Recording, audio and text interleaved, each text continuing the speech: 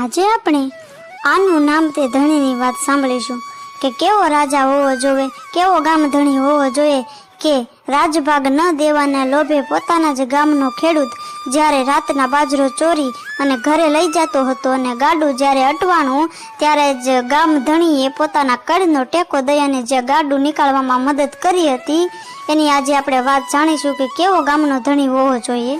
તો દિવાળીના નવા દિવસો હતા અને વડોદ ગામની ખળાવડમાં ખળા મસળી ઉપડીને તૈયાર થતા હતા. જગા પટેલની વહુ દીકરીઓ દાણા વાવલતી અને નવા લુગડા અને ઘરેણાના મનોરથમાં માહલતી હતી. ટાઢા ટાઢા વાવડા વાતા હતા, તેમાં મોતી જેવા દાણા ભો માથે વરસતા હતા અને વાવલ નારીઓની ચુંદડીઓના છેડા ફરકતા હતા. શિયાળાની તડકીમાં ચળકતો મુઠ્ઠી ફાટે તેવો બાજરો ખળામાં પડ્યો છે. જગો પટેલ પોતાના બાજરાના ગજ સામે મીટ માંડીને જોઈ રહ્યો છે. લીલવણી બાજરો એની નજરમાં સમાતો નથી. પ્રભાતને પોરે એને પાપનો મનસૂબો ઉપડ્યો છે. એ વિચાર કરે છે કે ઓહો હો, મહેનત કરી કરીને તૂટી ગયા મારા ભાઈઓ, આ બાજરો પાક્યો અમારા પરસેવે અને હવે ઠાલા મફતના દરબાર પોતાનો રાજભાગ લઈ જશે. વળી થોડીક વાર થંભી ગયા અને બાજરા સામે ટાપી રહ્યા. ફરી વાર પેટમાંથી કૂડ બોલ્યું, રાતમાં એકાદ ગાડી બાજરો ભરીને ઘર ભેળો કરી દઉં તો એટલો મારો સુવાગ રહેશે, રાજભાગમાં નહીં તણાઈ જાય. આમ આવો વિચાર કરી અને અડધી રાતનો ગજર ભાંગ્યો એટલે પોતાના ભાઈ તથા સાથીને લઈને પટેલ ખળામાંથી બાજરાનું ગાડું ભર્યું. જેમ ભૂદેવ જેમ તરપિંડી જમતી વખતે પોતાની હોજરીનું બાંધ રાખતા નથી, તેમજ જગા પટેલે પણ લોભે જઈ ગાડામાં હદ ઉપરાંત બાજરો ભર્યો અને પાછલી રાતના ગાડું જોડી અને ઘર ભણી ચાલ્યા. સાથી ગાડું હાંકતો હતો, પોતે ગાડાની આગળ ચાલતા હતા અને તેમનો ભાઈ ગાડાની પાછળ ચાલતા હતા.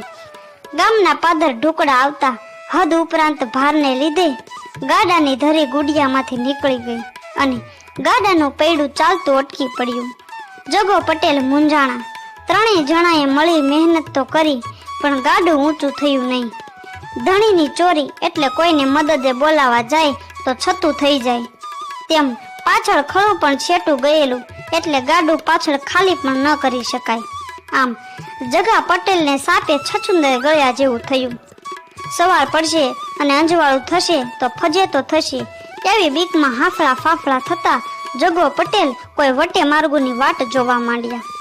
એવામાં ઈશ્વરને કરવું તું અને એના જ દરબાર જેની ચોરી હતી તે જ ગજાભાઈ ગોહિલ પરોઢિયામાં પોતાના હંમેશાના નિયમ પ્રમાણે જંગલ જવા સારો હાથમાં પાણીનો કળશો લઈ નીકળ્યા.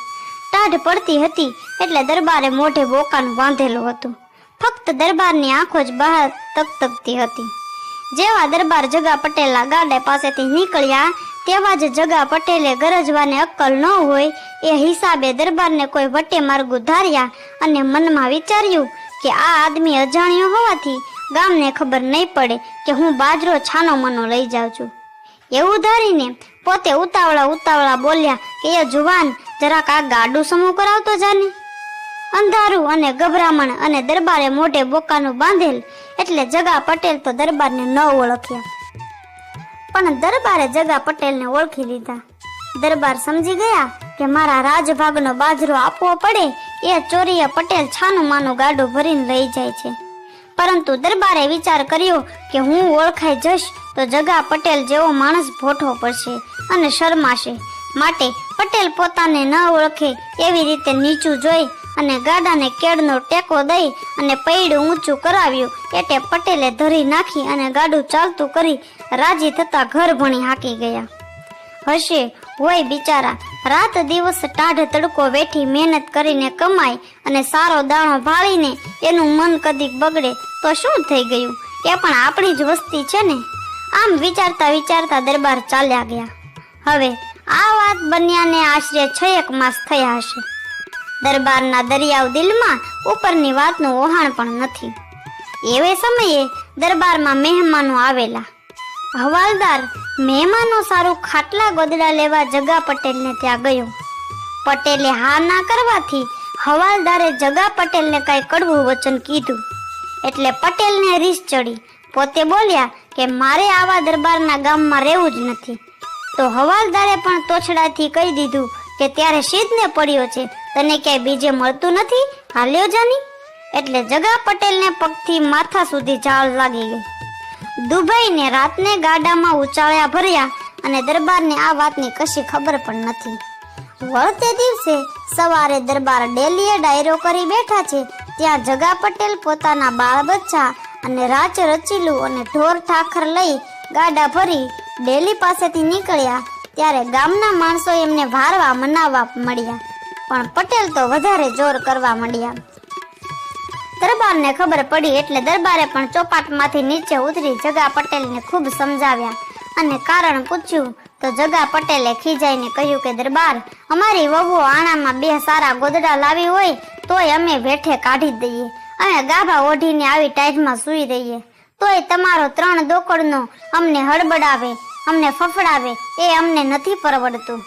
ત્યારે દરબારે સબૂરથી આખી વાત સાંભળી અને જાણી લીધી. ઘણા દિલગીર થયા અને હવાલદારને સજા કરી અને પટેલને કહ્યું, બાપ, તમે મારા સોનાના ઝાડવા છો, માફ કરો અને પાછા વળો.